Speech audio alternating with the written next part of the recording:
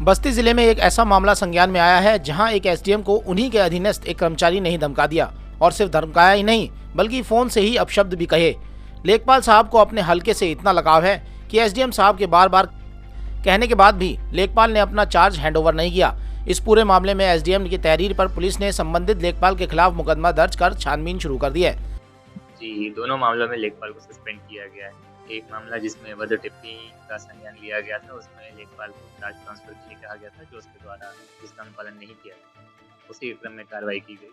तो पहले सस्पेंड किया गया और कानूनी कार्रवाई के लिए भी गया। दूसरे मामले में जो वीडियो एक संज्ञान में आया था, उसकी विभागीय जांच की भी आदेश दे दिए गए हैं। तहसीलदार से उसकी जांच होगी और संबंधित लेखपाल को भी सस्पेंड करके कार्यालय से अटैच कर दिया। मामला बस्ती जनपद के सदर तहसील का है, जहां पर डीएम प्रियंका निरंजन के आदेश पर बीते दिनों जिले में लेखपालों का ट्रांसफर किया गया था।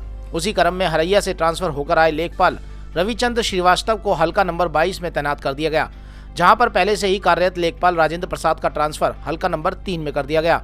लेकिन लेखपाल साहब को ये बात नागवार गुजरी और उन्होंने पहले तो जमकर राजनीति करवाई और फिर भी जब उनका काम नहीं बना तो उन्होंने एसडीएम सदर शैलेश कुमार दुबे को ही अशोभनीय भाषा से नवाज दिया।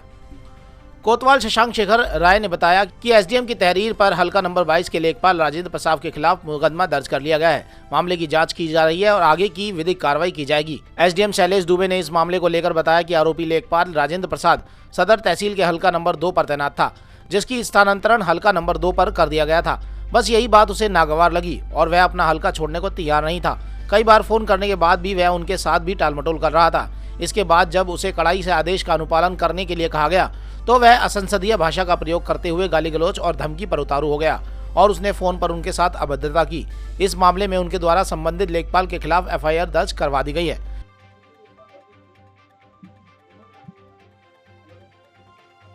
नहीं, दूसरे लेखपाल हैं राजेंद्र